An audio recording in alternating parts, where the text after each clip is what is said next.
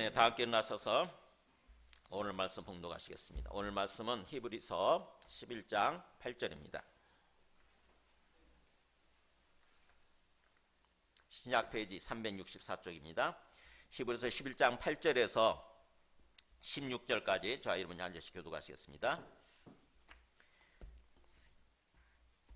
믿음으로 아브라함은 부르심을 받았을 때에 순종하여 장래 유업으로 받을 땅에 나아갈새 갈 바를 알지 못하고 나아갔으며, 믿음으로 그가 이방의 땅에 있는 것 같이 약속의 땅에 거류하여 동일한 약속을 유업으로 함께 받은 이삭 및 야곱과 더불어 장막에 거하였으니, 이는 그가 하나님이 계획하시고 지으실 터가 있는 성을 바랐습니다. 믿음으로 사라 자신도 나이가 많아 단산하였으나 잉태할 수 있는 힘을 얻었으니, 이는 약속하신 이를 미쁘신 줄 알았습니다. 이러므로 죽은 자와 같은 한 사람으로 말미암아 하늘의 허다한 별과 또 해변의 무수한 모래와 같이 많은 후손이 생육하였느니라.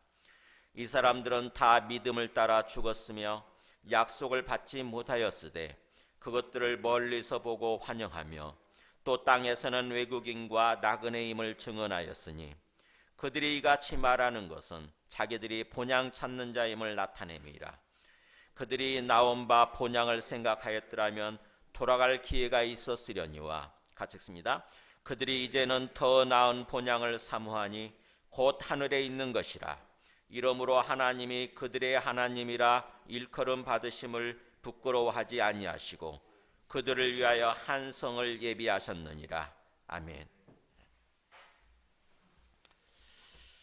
여러분, 지난 시간에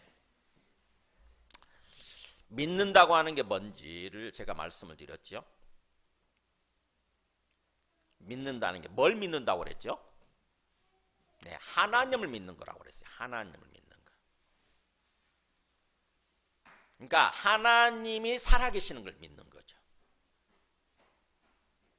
그리고 그 하나님이 내 안에 나와 함께 계시는 것을 믿는 것입니다. 이게 굉장히 중요해요. 이것을 제대로 아는 게. 성경에 믿음의 내용이 나오는데 믿음이란 말이 많이 나오잖아요. 그리고 믿음을 굉장히 강조하지 않습니까?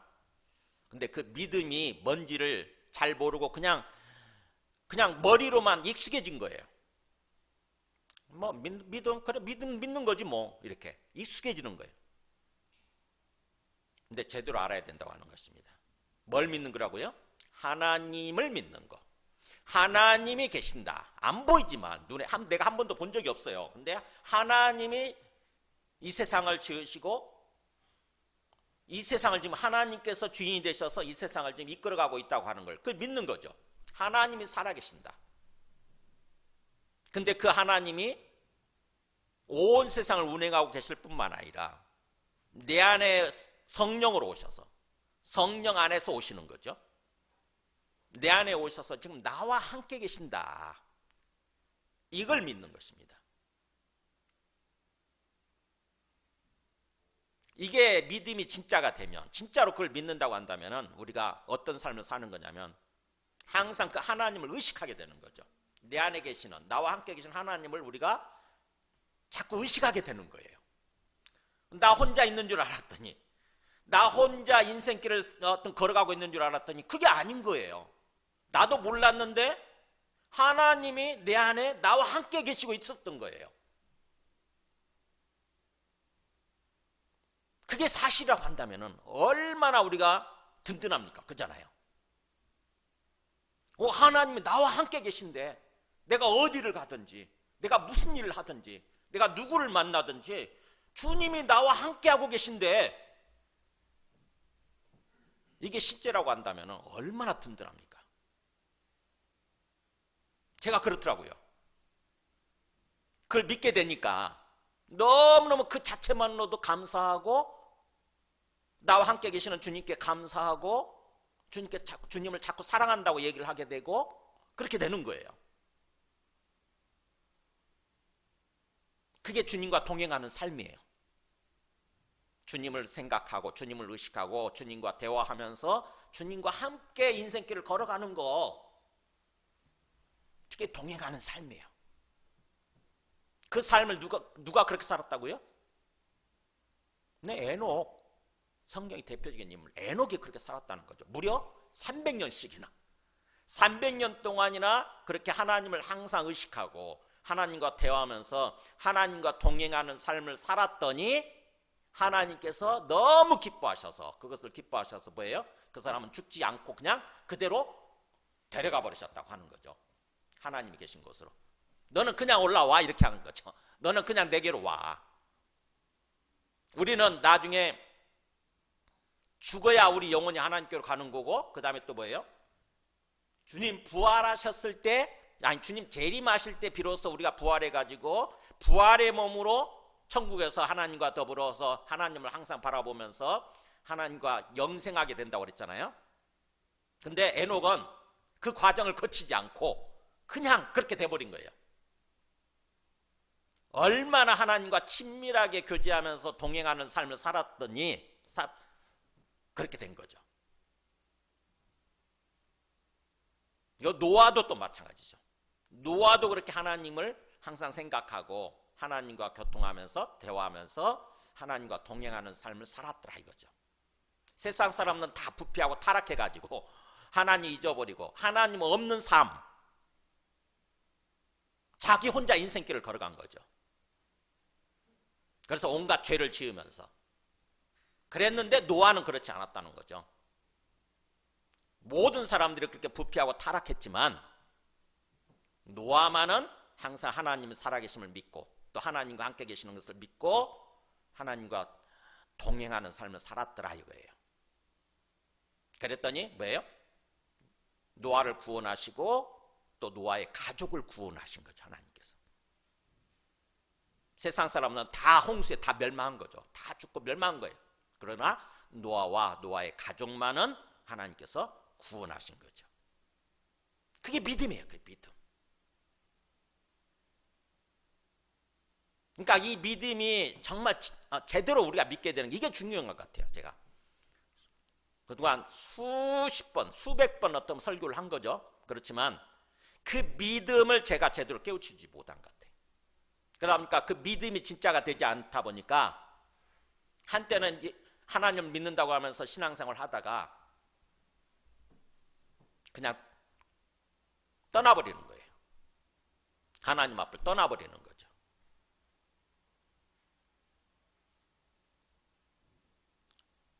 그 믿음, 그렇게 믿음을 가지고 살았던 사람 제가 대표적으로 또 보여드렸죠. 누구냐면은 노렌스라고 하는 수도사죠. 노렌스 수도사. 한번 제가 그분이 어떤 식으로 하나님과 동행하는 삶을 살았는지 제가 카톡으로 파워포인트에 올려놨죠. 네, 이렇게 항상 이거 기억하세요. 하나님 작은 일 하나님 항상 의식하는 게 하나님 기억하는 거죠. 나와 함께 계신 하나님을 항상 기억하고 의식하는 거예요. 우리는 자꾸 깜빡합니다. 자꾸 까먹어요. 어느 순간에 하나님을 잊어버리고 그냥 나 혼자 어떤 일을 하고 나 혼자 어떤 사람을 만나고 나 혼자 인생길을 걸어가요. 고아처럼 마치 부모를 잃어버린 고아처럼. 근데 뭐예요? 성경 말씀을 통해서 하나님이 내 안에 계신다더라. 이걸 알게 됐잖아요. 그러면 자꾸 하나님을 의식하는 것입니다. 그리고 하나님을 의식하면 그 다음에는 뭐예요? 자주 기도하는 거예요. 자꾸 작게나마. 부르기만으로도 기도하는 거예요. 주님 감사합니다. 저와 함께 계셔 주셔서 감사합니다. 이렇게. 그게 찾는 거예요. 주님을 찾는 거죠. 주님 저와 함께 계신다고 하시니 감사합니다. 든든합니다. 마음이 든든합니다. 그 다음에 혹시 그게 실패하는 게 있죠. 주님 잊어버리는 거예요. 또 깜빡깜빡. 그렇게 한 다음에는 뭐예요? 그걸 또 깨닫게 되면 즉시 돌아오는 거예요. 아이고 죄송합니다. 주님 제가 또 주님을 또 깜빡했네요. 주님을 잊어버리고 나 혼자 어떤 일을 하고 나 혼자 사람을 만나고 나 혼자 있었네요. 이렇게. 그게 회개예요. 그게 회개. 반성을 하고 삶을 돌이키는 거. 이게 회개입니다. 회개의 의미는요. 그냥 내가 잘못했습니다. 말만 하는 게 회개가 아니고 그건 자백이고 죄를 자백하는 거고 회개는 이렇게 유턴하듯이 우리가 잘못된 길을 가다가 운전하고 가다가 이게 아닌가 보다 생각하면 이제 돌이키잖아요. 이렇게 유턴하잖아요. 유턴이 회개거든요. 삶을 돌이키는 거.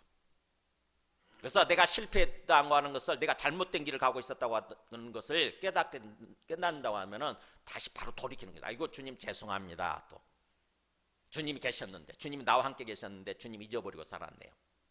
돌이키는 거예요. 그 다음에 마지막에 감사와 사랑의 마음을 유지하는 거. 이게 또 중요하더라고요. 제가 해보니까 제 마음속에 모든 게 어떻게 보면 진짜 주님을 믿는다고 한다면은 환경과 상황, 어떤 문제가 있다 할지라도 감사하는 거예요. 감사합니다. 주님 감사합니다. 그리고 또 사람에 대해서도 그 사람이 있는 것 자체만으로도 감사하는 거예요.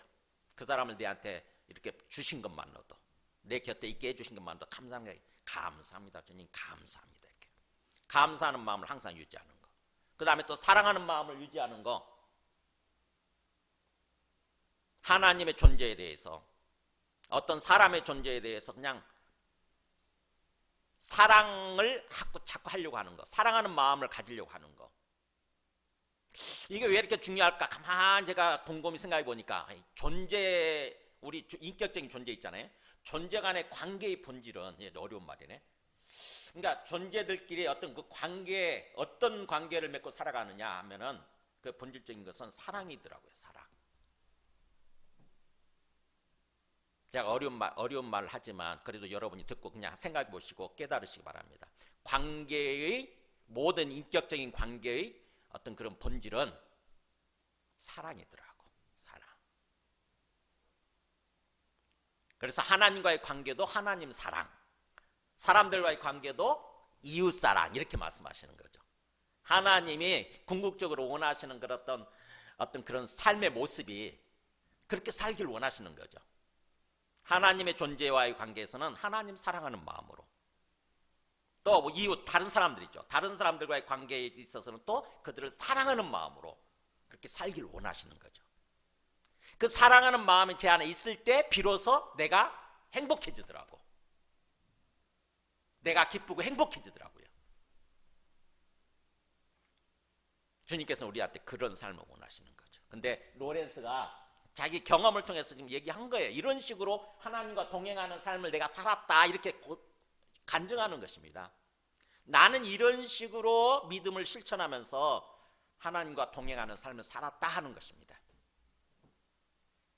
또 이것을 200년이 지난 뒤에 더 현대화시킨, 더 업그레이드 시킨 사람이 또 있죠. 누구냐면은 프랭크 루박이라고 하는 목사님이에요. 선교사님. 필리핀에 가서 선교하면서 이걸 또 자기식대로는 어떤 식으로 실천하면서 살았는지 프랭크 루박은 이렇게 얘기하죠.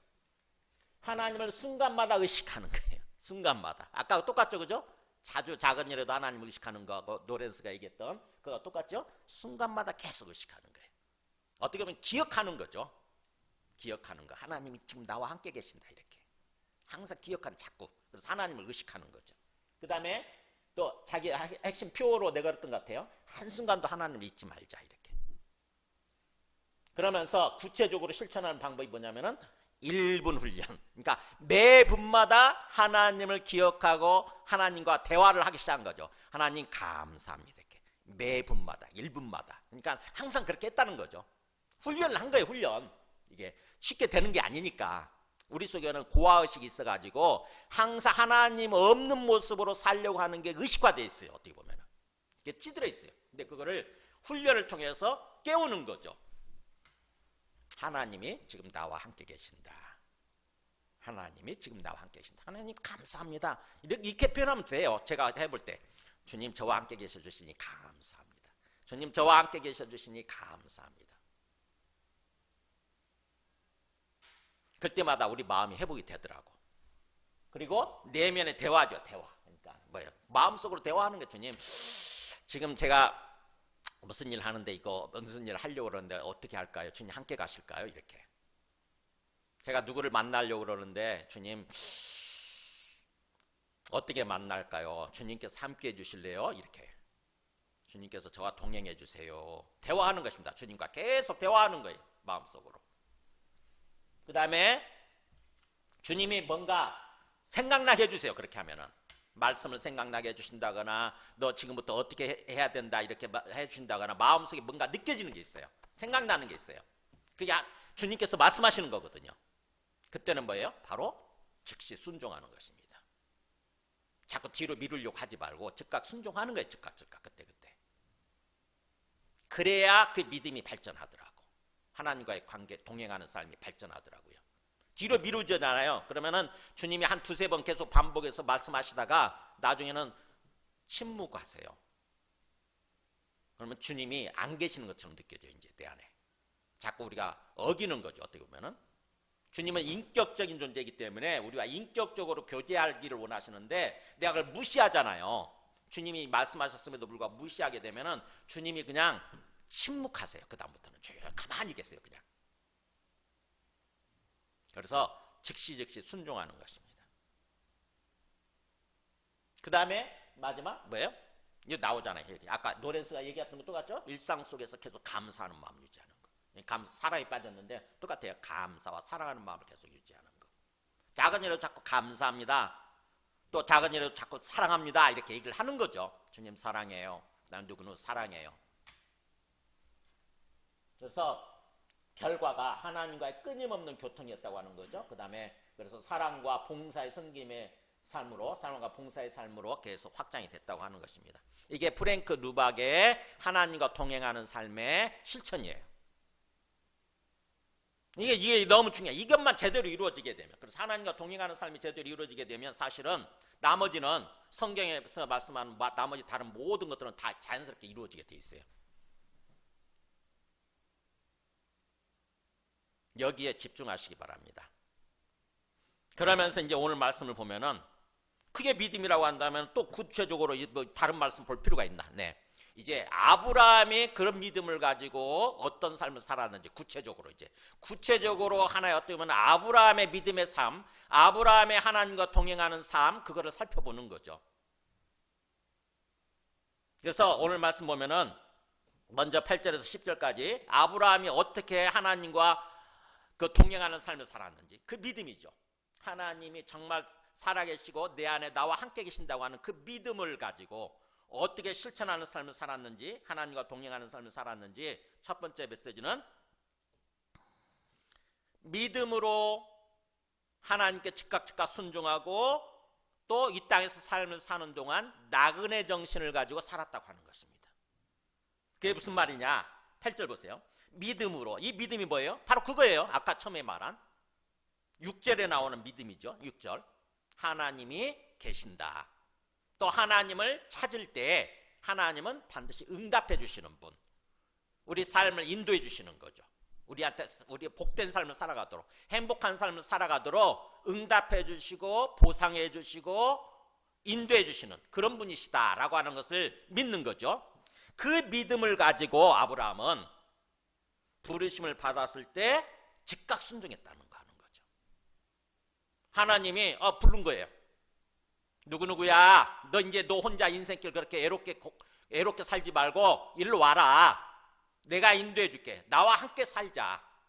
라고 하나님이 부르신 거예요. 일종의 구원을 위해서 부르신 거죠. 그랬을 때 아브라함은 그 믿음 때문에, 하나님이 계신다는 그 믿음 때문에 즉각 순종했다고 하는 것입니다. 그래서 장래 유업으로 받을 땅, 그러니까 하나님이 뭔가 유산이죠. 유산으로 주실 땅에 이렇게 나아갈새 갈 바를 알지 못하고 떠났다는 것입니다. 와, 하나님이 부르시면서 너는 어디를 향해서 가라 이렇게 말씀하셨다고 한다면 좀 더 이렇게 확실하게 했을 텐데, 확신을 가졌을 텐데 그렇게 하지 않으셨어요. 그냥 내가 앞으로 보여줄 테니까, 앞으로 어디라고 얘기해 줄 테니까, 앞으로 얘기해 줄 테니까 그냥 지금은 무조건 떠나, 이렇게 했어요. 믿음이 진짜 믿음이 아니라고 한다면, 하나님을 믿지 않았다고 한다면 순종하지 못했겠죠. 근데 아브라함은 하나님을 진짜로 믿었기 때문에 순종을 했어요. 아브라함이 그때 순종할 때 아브라함의 상황이 쉬운 상황이었느냐? 결코 쉽지 않은 상황이었습니다. 창세기 12장 1절 보면, 자, 하나님이 아브라함을 부르실 때 그 상황을 한번 보세요. 창세기 12장 1절.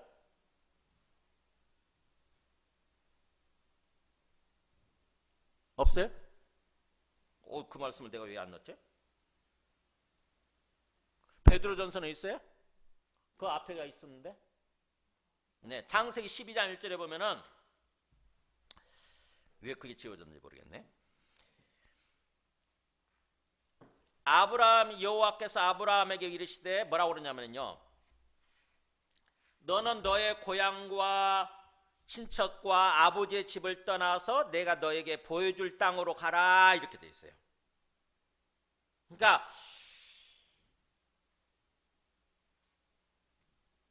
하란에서 지금 아브라함은 살고 있었는데, 거기서 아버지와 부모님과 함께, 그 다음에 친척들과 함께 편안하게 살고 있었던 거죠.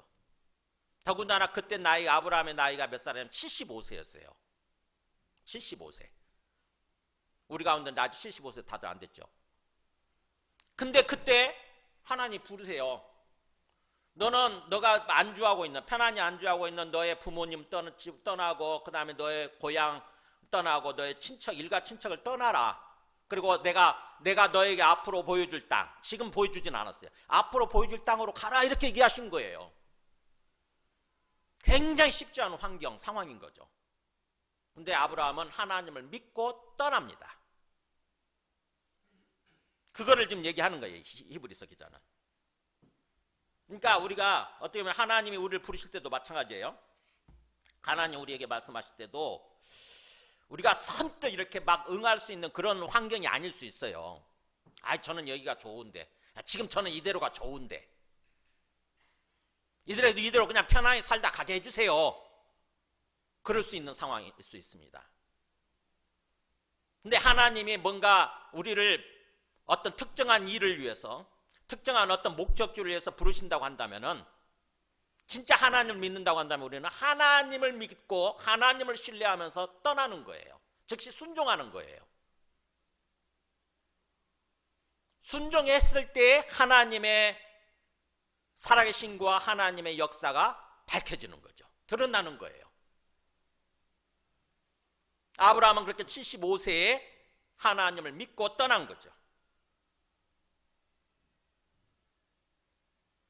장래 유업으로 받을 땅에 나아갈새 갈 바를 알지 못하고 떠났다. 이 알았다는 말이, 갈 바를 알지 못했다는 말이, 안다는 말을 우리 옛날에 그 에피그노시스란 말 아세요? 분명 확실하게 알다. 에피가 접두사거든요. 강조하는 접두사. 그런 것처럼 여기도 알다는 말을 에피를 썼더라고. 확실히 아는 거예요. 그러니까 확실히 알지 못하고 이런 뜻입니다. 분명하게 알지 못한 채, 확실히 알지 못하지만 그래도 하나님이 뭔가 나를 부르신다고 한다면 내가 떠나야 되겠다, 이렇게 작심을 하고 결정을 하고 떠난 거죠. 우리 믿음의 삶의 여정의 출발이라고 하는 게 그런 것 같아요. 하나님 우리를 부르실 때는요, 넌 지금부터 내가 어떻게 앞으로를 해줄 테니까 이렇게 해, 이렇게 얘기하지 않습니다. 무작정 부르시는 경우가 있어요. 무작정 그냥 너 일로 와, 이렇게. 제가 사역자로 하나님이 저를 부르신다고 그랬을 때에 굉장히 고민하고 갈등했거든요. 저는 지금 할 일이 많은데, 세상에서 돈도 많이 벌고 싶고 뭔가 할 일이 많은데 하나님 뭔가 자꾸 부르시는 거예요, 제 마음속에. 근데 저는 그때 믿음이 별로 없었던 것 같아요. 즉각 순종을 못했습니다. 하나님이 자꾸 부르시는 것 같아서 제 친구 되는 목사, 지금쯤 목회를 하고 있어요, 오산 쪽에서. 그 목사와 함께, 그 친구와 함께 이제 양지에 있는 신학대학원에 가서 강의도 했어요. 강의도 들었어요. 그냥 도강한 거, 청강을 한 거죠. 그 친구는 곧바로 순종을 해가지고 신학을 하기 시작했지만, 저는 그때로부터 몇 년을 이렇게 뭔가 흘려보냈냐면은 10년이에요, 10년. 그러니까 제 안에 믿음이 약했던 거죠. 하나님 뭔가 부르시는 것 같긴 한데 하나님 뚜렷하게 내가 앞으로 이렇게 너를 인도해 줄 테니까 넌 지금부터 뭐 신학을 해, 목회자가 돼, 이렇게 얘기했으면 저는 확실하게 믿고 떠났을 텐데 그러지 못한 거예요. 근데 아브라함은 믿음이 강해서, 제 친구처럼 믿음이 강해서 그냥 갈 바를 알지 못하지만, 확실히 알지 못하지만 하나님을 믿고 떠났다고 하는 것입니다. 그래서 제 친구는 저보다 일찍 신학을 해서 10년이나 앞서서 신학을 해서 어떻게 보면 목회를 지금 사역을 잘하고 계시는 거죠.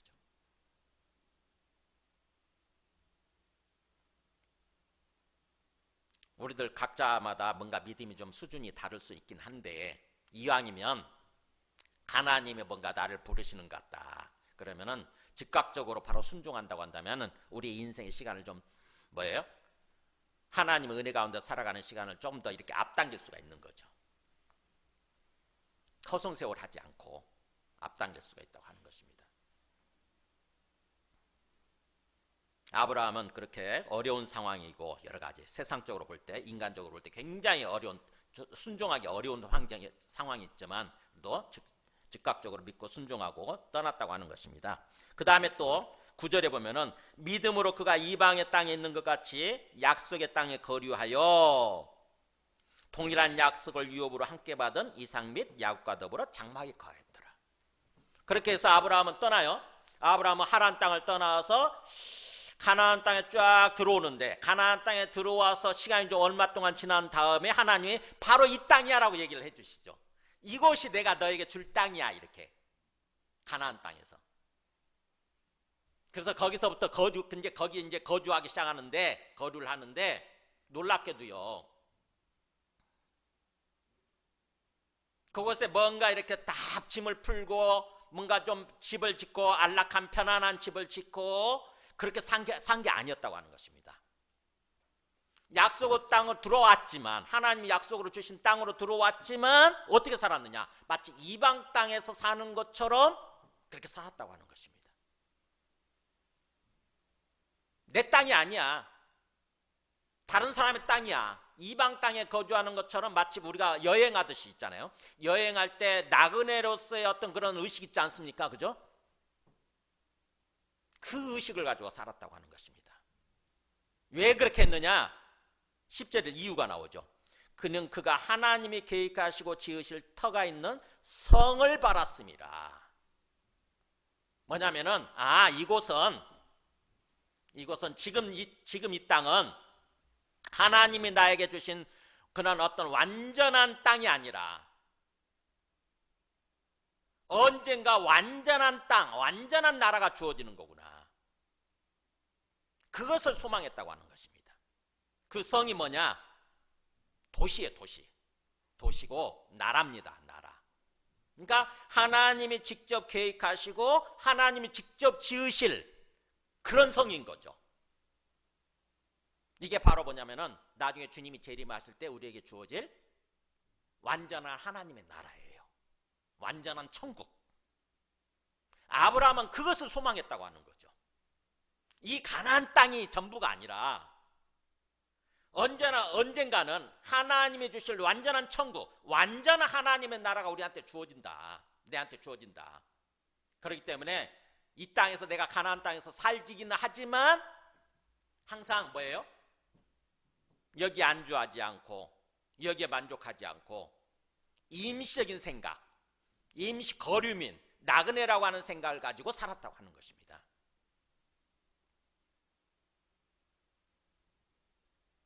이게 믿음이에요.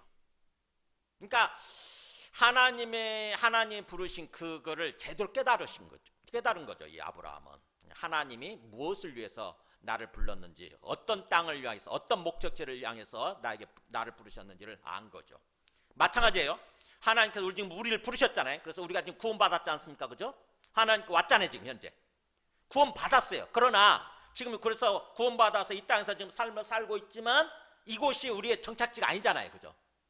우리가 들어가게 될 완전한 정착지, 완전한 목적지는 어디입니까? 언젠가 주님 재림하실 때 이루어지게 될 우리에게 주어질 하나님의 나라, 천국이에요. 그것을 우리는 바라면서 이 땅에서 삶을 살되, 이 땅에서 인생을 살되, 이 아브라함처럼 거류민, 나그네 의식을 가지고 사는 거죠. 임시적으로 내가 살고 있다. 지금 이 기간은 임시적인 기간이다. 나중에 천국에서의 영원한 기간, 완전한 기간이 주어진다. 완전한 나라가 주어진다. 완전한 주거지가 우리한테 주어진다. 이 생각을 가지고 사는 것입니다. 그래서 이 세상의 것들에 우리가 뭐예요? 만족하고 그것을 위해서 내 영혼을 팔고 그렇게 살지 않는 거예요. 이 세상의 어떤 이 세상에서의 성공, 이것을 위해서 내 영혼을 팔고 하나님을 버리고 그렇게 살지 않는 것입니다. 이 땅에서 충실하게 삶을 살되 항상 내 영혼은 어디를 향해 있냐면은 완전한 하나님의 나라, 그 하나님의 나라를 항상 향해 있는 거예요. 그래서 베드로전서 1장 17절 베드로도 이렇게 권면해요. 베드로 그걸 아니까 너희가 나그네로 있을 때를 두려움으로 지내라 이러잖아요. 나그네로 있을 때 이게 뭐예요? 바로 우리 인생 기간이잖아요. 이 땅에서 살아가는 우리 인생 기간이에요. 지금 베드로도 구원받은 사람 아닙니까? 구원받아서 이 땅에서 충실하게 삶을 살고 있잖아요. 하나님과 동행하는 삶을 살고 있잖아요. 이 땅에서 성령을 따라서 우리의 영혼이 하나님과 동행하는 삶을 살고 있지만, 충실하게 삶을 살지만, 그러나 뭐예요? 이 땅에서의 삶이라고 하는 것은 나그네 기간이라는 거죠. 여행 기간이에요. 여행 기간, 소풍 기간. 언젠가는 우리가 돌아갈 집이 있는 거죠. 진짜 집이 있는 거죠. 진짜 집, 돌아갈 집. 그게 바로 완전한 하나님의 나라예요. 아브라함은 지금 그런 삶을, 그런 인생을 살았다고 하는 것입니다.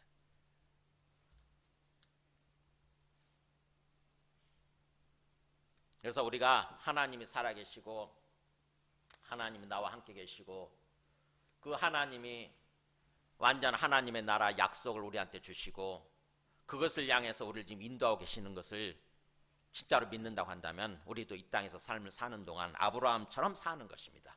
아브라함이 하나님이 순간순간 말씀하실 때 즉각적으로 순종을 하고, 그 다음에 뭐예요? 이 땅에서 삶을 사는 동안 항상 나그네 의식을 가지고 사는 거야. 이 땅에서 뭔가 안주하고 이 세상의 것들을 그냥 뭔가 취하기 위해서 이렇게 안주하고 영혼을 팔고 그렇게 사는 것이 아니라, 이 땅에서 인생 기간이라고 하는 것은 어떻게 보면 임시적인 기간이라는 거죠. 임시적인 기간. 충실하게 살되 그 의식을 가지고 사는 거예요. 그 다음에 두 번째 메시지입니다. 11절 12절 보면은 믿음으로, 그 믿음이죠. 똑같은 믿음.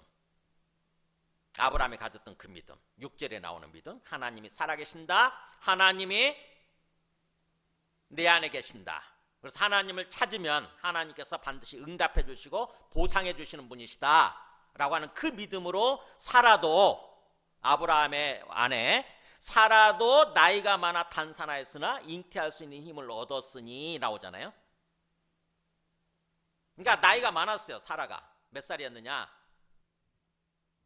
80세였죠 80살이었어요 80살이어서 그야말로 뭔가 이 월경 기간도 끝나고 잉태할 수 없었어요. 그런데 하나님을 믿었더니, 하나님을 절대적으로 신뢰하고 믿었더니 잉태할 수 있는 힘을 얻었다고 하는 거죠. 80세에 잉태할 수 있는, 임신할 수 있는 능력, 힘을 얻은 거. 힘이 디나미스, 능력의 능력. 하나님의 힘, 하나님의 능력이 주어지는 거예요.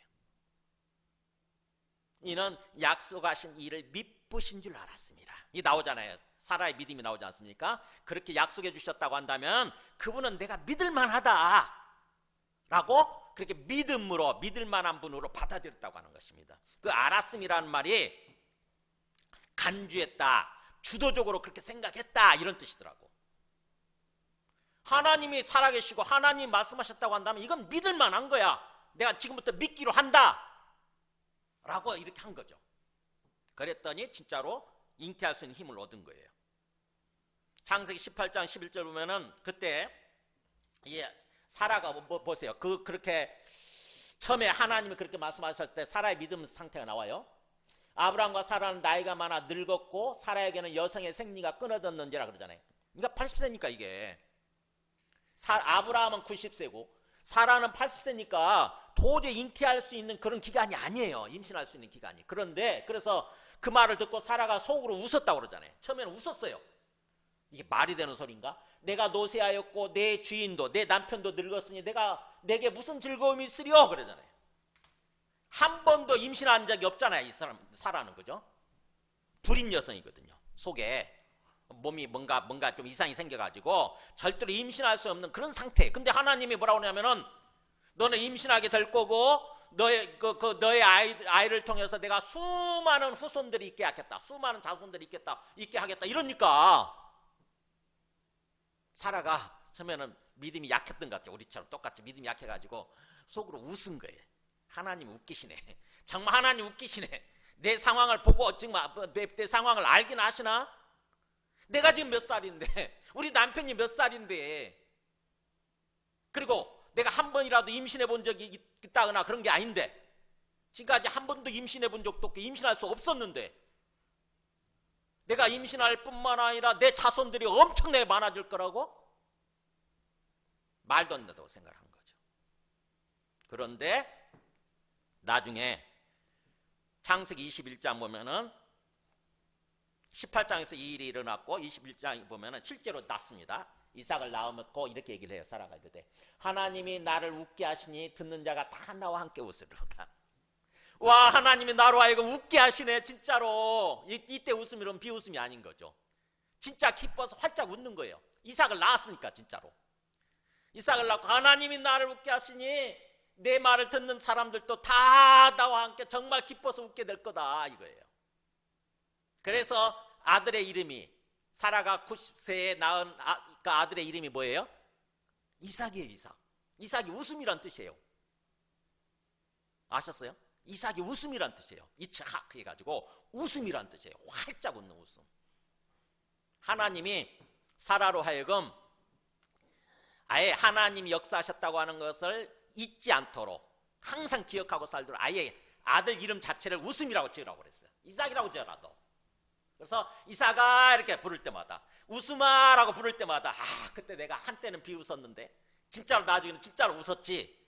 진짜 하나님이 살아계시는구나. 진짜 하나님을 믿으면 이런 일이 일어나는구나라고 알게 된 거예요. 깨닫게 된 거예요.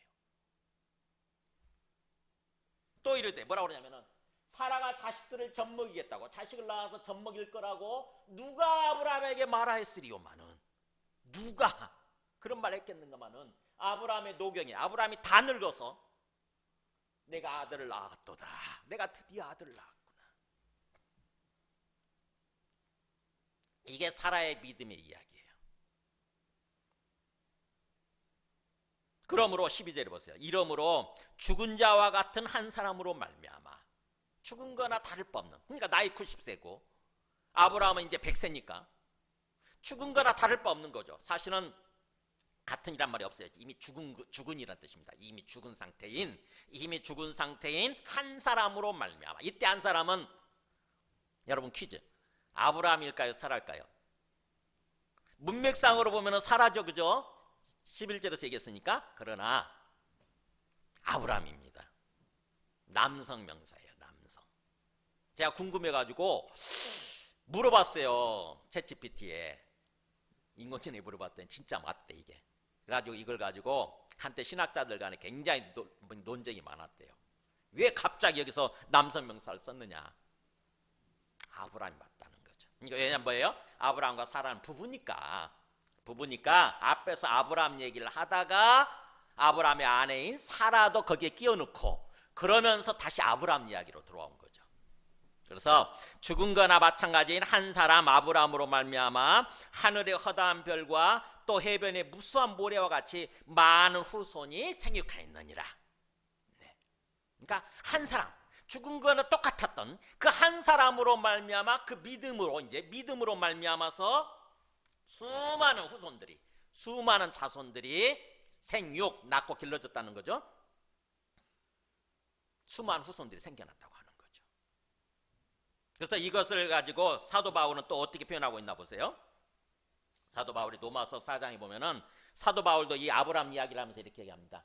그가 백세나되어 자기 몸이 죽은 것 같고, 같고란 말을 의역이에요. 죽었고, 이렇게 자기 몸이 죽은 것을 이미 알고, 또 사라의 태가 죽은 것을 이미 알고도, 그러니까 자기도 죽었고 자기 몸이 죽었어요.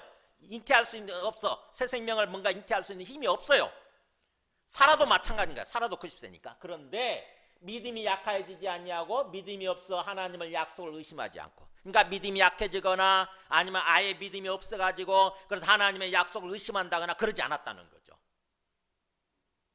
뭐예요? 계속 신뢰한 것입니다. 하나님을 진짜로 믿고 계속 신뢰한 거예요. 믿음으로 견고하여져서 오히려 믿음이 강해진 거예요. 몸은 약해지는데 믿음은 더 강해진 거죠. 그래가지고 하나님께 영광을 돌린 거예요. 하나님 그렇게 하실 줄 믿습니다. 하나님 감사합니다. 하나님 찬양합니다. 그런 거죠. 그랬더니 약속하신 그것을 또한 능히 이루실 줄을 확신한다. 하나님이 약속하셨다고 한다면 반드시 이루실 수 있을 거다. 그 약속대로, 그 믿음대로 이루어진 거죠. 그래서 결국 믿음으로 말미암아 아브라함과 사라 이 부부는 뭐예요? 믿음으로 말미암아 잉태할 수 있는 힘을 얻었고, 그래서 이삭을 낳았고 수많은 자손들이 세워지게 된 거죠. 그러니까 뭐예요? 어떻게 보면은 정말 하나님을 믿고 하나님과 동행하는 삶을 산다고 한다면은 그 믿음으로 말미암아서 후손들을 세우는, 어떻게 보면은 다음 세대를 세우는 그런 삶을 사는 것입니다. 이게 믿음으로, 이 땅에서 믿음으로 산다고 하는 게 이런 거예요. 아브라함과 이 사라 부부처럼 항상 뭐예요? 하나님 나라의 주축의 핵심이 뭡니까? 하나님의 통치를 받는 국민이잖아요. 하나님의 백성이잖아요. 나라의 3요소 혹시 들어보셨어요? 나라의 3요소. 나라가 존재하기 위한 3요소. 영토, 주권, 국민. 들어보셨어요? 영토, 국민, 주권. 영토, 주권, 국민. 이렇게 되죠. 영토, 땅이 있어야 되고, 그 다음에 뭐예요? 국민이 있어야 되고, 그 다음에 그 통치, 주권이 있어야 되고, 이렇게 되죠. 땅은 이 땅이 되는 거니까, 하나님이 나중에 임하시게 될 이 땅 전체가 땅이니까 우리가 준비해야 되는 그것은 바로 뭐냐면은 국민과 주권이에요. 주권을 가진 국민, 하나님의 통치를 받는 국민. 지금 아브라함과 사라는 믿음으로 뭐예요? 그것을 준비한 거죠. 다음 세대를 준비한 것입니다. 이삭을 낳고 이삭을 통해서 수많은 믿음의 후손들이 세워진 거죠. 하나님 나라의 백성들이 세워진 거죠. 그런 삶을 살았다고 하는 것을 지금 얘기하는 거예요. 저는 11절 12절이 도대체 왜 끼어들었나 생각 궁금했거든요. 이게 도대체 이게 왜 들어갔지 여기? 곧바로 10절에서 곧바로 13절로 넘어가도 되잖아요. 문맥상 보면은. 근데 그게 나중에 이루어지게 될 완전한 하나님 나라의 핵심을 세워갔다. 그 얘기를 하는 거더라고요. 다음 세대를 준비하는 그런 삶을 살았다고 하는 거죠. 그래서 우리가 하나님을 믿고 나중에 하나님의 나라를 믿는 그런 삶을 살아간다고 한다면은 이 땅의 삶을 사는 동안 다음 세대를 항상 생각하는 거예요. 하나님 나라의 핵심, 하나님의 백성을 항상 준비하는 그런 삶을 살아가는 것입니다. 그러니까 나 혼자만을 위해서, 세상 사람들 그렇게 살잖아요. 오로지 나 혼자밖에 모르는 거죠. 나 혼자만을 위해서, 나 혼자만의 생애를 위해서 살죠. 기껏해야 조금 확장되면 내 자식을 위해서, 내 자식만을 생각하고 그렇게 살아가는데 뭐예요? 진짜로 하나님을 믿는다고 한다면, 진짜 하나님의 약속을 믿는다고 한다면 뭐예요? 하나님의 백성을 준비하는 거예요. 하나님의 백성들을 확장시켜가는 것입니다. 하나님의 백성 숫자를 늘려가는 거예요. 하나님을 믿는 그 삶을 사는 거죠. 그래서 어떻게 보면은 갈라디아서에서는 사도 바울이 그렇게 얘기하잖아요. 갈라디아서 3장 7절에 그런지 믿음으로 말미암은 자들은 다 아브라함의 자손인 줄 알지어다. 이게 그러니까 아브라함의 직속 혈육의 어떤 그런 자손들만 아브라함의 자손이 아니라 예수님을 믿는 사람들 있죠. 예수님 믿고 하나님의 백성이 된 사람들은 다 아브라함의 자손인 거예요. 지금 아브라함이 우리의 조상인 것입니다. 우리의 믿음의 조상. 다 우리는 아브라함의 후예들이에요. 지금 현재 하나님의 백성들인 거죠. 아브라함과 사라는 그 삶을 살았다고 하는 것입니다. 그래서 우리가 이 땅에서 진짜 하나님을 믿고 하나님의 영원한 하나님의 나라를 그 약속을 믿는다고 한다면 우리도 항상 그걸 생각하는 거예요. 나의 삶을 통해서 어떻게 하면 하나님 백성이 많아질 수 있을까? 어떻게 하면 다음 세대가 세워질 수 있을까? 그게 하나님의 우리한테 바라시는 하나님의 어떤 그 초점이에요. 관심이에요. 하나님의 관심. 내가 예수님을 믿고 하나님을 믿고 나 혼자 잘 먹고 잘 살다가 그렇게 끝나는 것이 아니라 하나님의 관심은 나를 통해서 하나님 나라가 자꾸 확장되는 거예요. 하나님을 믿는 사람들이 자꾸 많아지는 거죠. 그걸 바라시는 거죠. 그래서 예수님도 하늘에 올라가시기 전에 성령이 너희에게 마시면 오직 성령이 너희에게 마시면 너희가 권능을 받고 뭐라고 그랬어요? 예루살렘과 온 유대와 사마리아와 땅끝까지 이르러 내 증인이 되리라 이렇게 하시잖아요. 예수님을 믿도록 만드는 증인이 되리라. 또 마태복음도 그렇게 끝나죠. 28장 19절 20절에서 하늘과 땅의 모든 권세를 주셨으니 그러므로 너희는 가서 뭐예요? 모든 족속을 제자로 삼아 그렇게 얘기하잖아요. 모든 족속을 제자로 삼아. 진짜로 하나님을 제대로 믿는다고 한다면, 그래서 정말 하나님의 마음을 헤아릴 줄 안다고 한다면 우리 그런 삶을 사는 거예요. 나를 통해서 하나님께 돌아오는 사람들이 많아지기를 원하시는구나. 그게 구원이잖아요. 하나님께 돌아오는 거. 죽어서 천국 가는 게 전부가 아니라 하나님께 이 땅에서 하나님께 돌아오는 거잖아요. 우리 영혼이 하나님께 돌아와서 하나님이 진짜로 계셨어요. 하나님이 진짜 이 세상의 주인이세요. 그렇다고 한다면 모든 사람들이 하나님의 작품이고 하나님의 자녀들이니까 당연히 하나님께 돌아와서 하나님께 경배하면서 하나님을 사랑하면서 하나님과 함께 더불어 살아야 되잖아요. 그게 우리 인생의 본질 아닙니까? 그잖아요. 우리 인생의 본질이 그거예요. 하나님께 돌아와서 항상 하나님과 함께 살아가는 거. 하나님은 그걸 바라시는 거죠. 우리가 그런 삶을 살아야 된다고 하는 것입니다. 지금 아브라함과 사라는 바로 그런 삶을 살았다는 거예요. 그래서 그러면서 마지막 세 번째 메시지 13절에서 16절을 보면은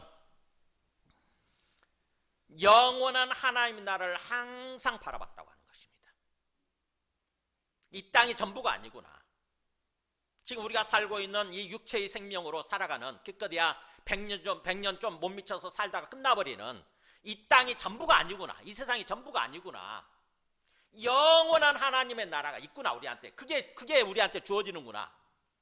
그것을 항상 바라보고 그것을 사모하면서 삶을 살았다고 하는 것입니다. 보세요. 13절에 이 사람들은 앞에서 얘기한 다 믿음의 사람들이죠. 이 사람들은 다 믿음을 따라 죽었으며 약속을 받지 못하였으되 그것들을 멀리서 보고 환영하며 또 땅에서는 외국인과 나그네의 힘을 증언하였으니 앞에 있는 내용을 요약한 거네요. 이 사람들은 다 뭐예요? 약속을 실제로 그들 생애 동안 이루어지지는 않았다는 거죠. 그죠? 약속이 실제로 이루어지지는 않았어요. 하나님의 나라를 위해서 그리스도가 오시는 것을 실제로 그들이 경험했냐? 그렇지는 않았어요. 그러나 그 믿음을 따라서 살다가 항상 그 믿음을 가지고 믿음을 따라 살다가 믿음을 따라 죽었다고 하는 거죠. 언젠가는 반드시 이루어지게 돼 있어. 언젠가 하나님의 약속대로 반드시 그리스도가 이 땅에 오시고 그리스도를 통해서 온 세상을 구원하시고 온 세상이 하나님의 나라로 바뀌는 천국으로 바뀌는 그것이 이루어질 거야 라고 하는 그 믿음을 따라서 살다가 그 믿음을 따라 죽었다고 하는 거죠. 그래서 멀리서 보고 환영했다고 하는 것입니다. 자기 때에 이루어지지 않는 거지만 그러나 멀리서 믿음으로 바라보는 거예요. 멀리서 바라보고 진짜로 언젠가 보니까 그리스도가 가시네, 그리스도가 땅으로 내려가시네, 이걸 보면서 환영했다는 거죠. 기뻐하면서 환영했다는 것입니다. 여러분 이게 말이 돼요? 아브라함이 그리스도가 오시기까지 수천 년 전의 사람인데, 그죠? 아브라함이 수천 년 전의 사람인데 아브라함은 그리스도가 땅에 내려가시는 걸 보면서 완전 영원한 하나님의 나라를 위해서 그리스도가 땅에 내려가시는 걸 보면서 보고 환영했다는 것입니다. 이거를 예수님이 표현하신 적이 있어요. 요한복음 8장 56절에 보면은 바리새인들하고 신학적 논쟁을 하면서 이렇게 얘기해요. 너희 조상 아브라함은 나의 때 볼 것을 즐거워하다가 실제로 보고 기뻐했느니라, 이렇게 나오잖아요. 이게 믿음의 관점에서 이 말씀을 듣지 않으면 이게 이해가 안 돼요. 그죠? 믿음이 진짜 믿음의 관점에서, 믿음의 각도에서 이 말씀을 듣지 않으면 이해가 안 됩니다. 아브라함이 수천 년 전의 사람인데, 근데 아브라함은 나의 때 볼 것을, 나의 때가 뭐예요? 그리스도가 오시는 거죠. 그리스도가 이 땅에 오시는 거예요. 그거를 보면서 즐거워하다가 실제로 보고 진짜로 내려가시네? 이제 드디어 내려가시네? 보고 기뻐했다는 것입니다. 하늘에서 봤겠죠. 그죠? 하늘에서 어떻게 보면.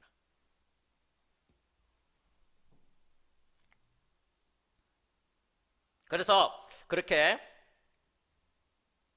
그들은 땅에서는 외국인과 나그네라고 항상 증언했다. 나는 완전한 하나님의 나라가 임할 때까지는 이 땅에서의 삶이라고 하는 것은 그냥 외국인으로서 사는 거고, 이방인으로서 사는 거고, 또 나그네길이야. 나그네. 나는 나그네야 라고 증언했다고 하는 것은 고백했다는 뜻이에요.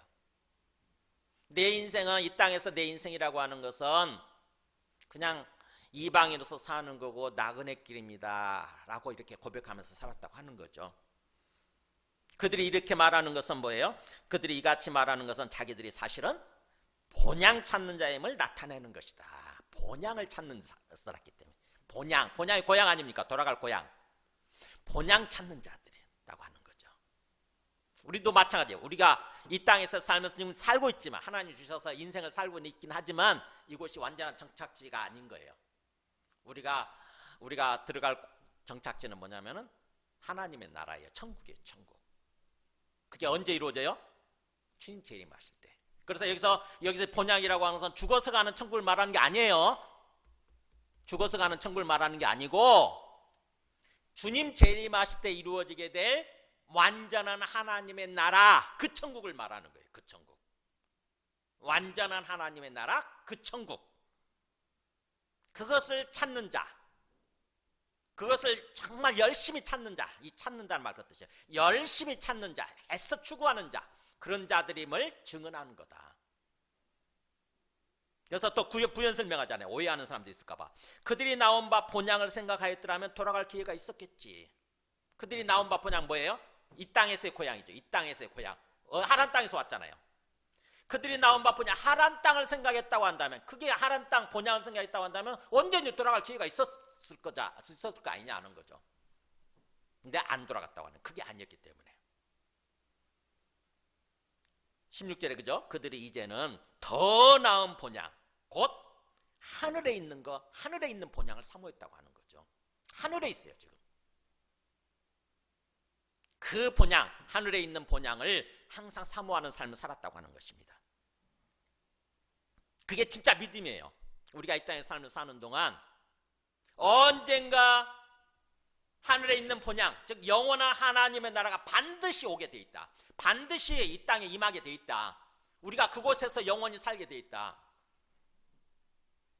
그것을 항상 믿고 생각하고 그것을 사모하면서 삶을 사는 것입니다.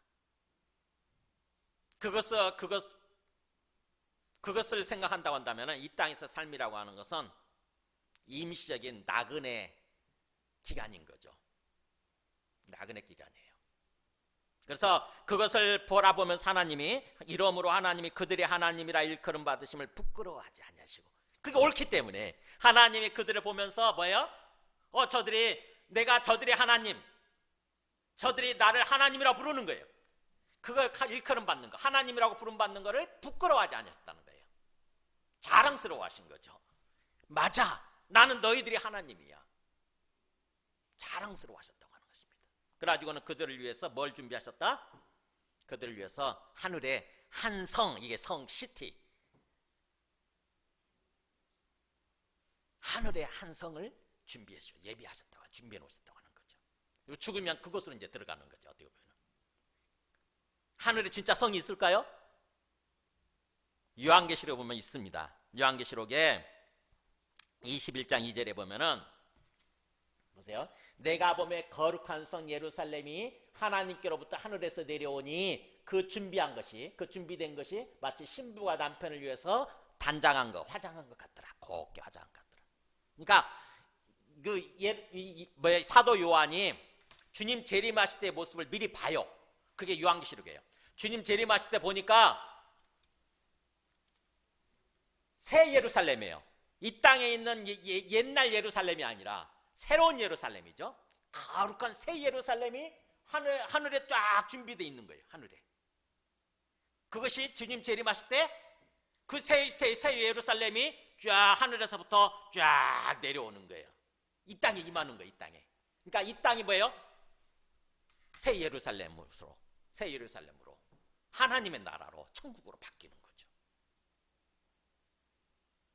그래서 성령으로 나를 데리고 크고 높은 산으로 올라가 하나님께로부터 하늘에서 내려오는 거룩한 성 새 예루살렘을 보이니 그곳에는 하나님의 영광이 있어. 하나님이 그곳에 쫙 임재해 계시는 거죠.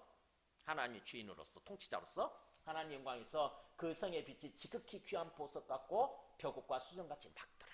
그 빛이 너무나 아름답고 너무나 맑고 깨끗하고 그런 세상인 거죠.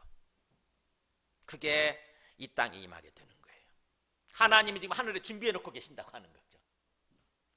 그래서 우리가 죽는 족적, 우리 영혼이 사실은 그곳으로 가는 거예요. 그러면서 나중에 주님 재림하실 때 이제 우리 몸이 부활해 가지고 그곳에서 영원히 주님과 함께 사는 거죠. 지금 믿음의 선진들은 이 땅에서 삶을 살면서 바로 그것을 간절히 사모하면서 살았다고 하는 것입니다. 우리가 하나님을 믿는다고 한다면은 우리도 그런 삶을 사는 거예요. 이 땅에서 삶을 살면서, 이 땅에서 삶이라고 하는 것은 그냥 임시적인 기간이구나, 임시적인 정착지구나, 완전한 우리의 집이 아니라, 완전한 우리의 정착지가 아니라 임시적인 집에 불과하구나. 정말 완전한 집, 완전한 하나님의 나라가 우리한테 주어지는 거구나. 그것을 간절히 바라보면서, 그것을 간절히 사모하면서 삶을 사는 것입니다. 우리 마음이, 우리 영혼의 시선이 항상 그렇게 완전한 하나님의 나라, 천국의 하늘에 있는 본향을 향해 있는 거예요. 계속. 그래야 우리의 심령이 부패하지 않습니다. 우리의 심령, 우리의 영혼이 부패하지 않아요. 타락하지 않습니다. 그 본향을 향해 있을 때. 그것을 까먹게 되면 마치 이 땅이 전부인 것처럼, 이 땅의 것 때문에 우리의 심령이 타락하고 죄 짓는 삶을 사는 거예요. 계속 죄를 범하는 삶을 사는 거예요. 사실 아무것도 아니잖아요. 이 땅의 삶이라고 하는 게. 끝나잖아요. 얼마 안 가서 끝나잖아요. 저는 최근에 제 가까운 분 3분을 떠나보냈어요. 한 2, 3개월 사이에. 보면서 정말 그들이 계속 있을 거라고 어떻게 보면 우리 착각한 거잖아요. 계속 나와 함께 살고 있을 거다. 근데 떠나보내면서 아, 그게 아니구나. 인생이라고 하는 게 진짜 이렇구나. 이런 생각을 하게 됩니다. 4분을 떠나보냈구나. 4분. 불과 3개월 사이에. 우리들도 그렇게 될 거잖아요.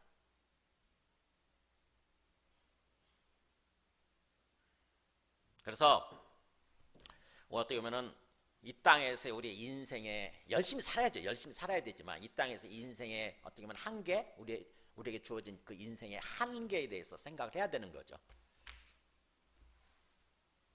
영원한 게 아닌 거죠. 이 땅에서 인생이라고 하는 것은, 이 땅에서 주어진 거라고 하는 것은 결코 영원한 게 아닙니다. 진짜 영원한 거는 주님 재림하실 때 우리한테 주어지는 하나님의 나라예요. 말씀을 정리합니다. 다시 한번 정말 성경에서 말씀하는 믿음이 뭐라고요? 하나님이 살아계신다. 진짜다. 하나님이 살아계신다. 온 세상을 지으시고 온 세상을 운행하고 계시는데 그 하나님이 살아계신다. 근데 그 하나님이 성령으로 내 안에 지금 나와 함께 계신다. 항상 나와 함께 계신다. 이것을 믿는 거. 그 믿음이 정말 실제가 되고 진짜가 돼야 됩니다. 그래서 그 믿음을 따라서 항상 하나님을 의식하고 하나님과 대화하면서 하나님과 교통하는 거죠. 커뮤니케이션 하는 거예요. 하나님과 교통하면서 하나님과 대화하면서 항상 하나님과 함께 걸어가는 거예요. 인생길을 하나님과 동행하는 삶을 사는 거예요. 그러면서 그 믿음이 진짜라고 한다면은 구체적인 우리의 삶의 현장 속에서 삶의 영역 속에서 이렇게 사는 거죠. 아브라함처럼, 아브라함과 사라처럼 이렇게 이런 모습으로 나타나는 거죠. 나타나게 돼 있고 그렇게 나타나야만 돼요. 우리 삶이 바뀝니다. 구체적인 삶의 영역 속에서 우리가 사람들을 만날 때나 또 일을 할 때나 우리의 삶의 모습이, 삶의 태도가 바뀌게 돼 있어요. 세상 사람들은 하나님을 믿지 않으니까 그냥 오로지 자기 욕심에 입각해서 자기 욕심대로 살잖아요. 그러나 진짜 하나님을 믿는다고 한다면은 우리도 욕심이 있지만 그 욕심을 따라 사는 것이 아니라 하나님을 따라 살게 돼 있는 거죠. 하나님과 항상 기쁘게, 하나님 기뻐하시는 모습으로 항상 우리의 시선은 하나님을 향해 있고 또 하나님 나라를 향해 있고 그런 모습으로 사는 것입니다. 그게 오히려 기쁨이고 행복이에요. 우리 함께 찬송하고 기도하겠습니다.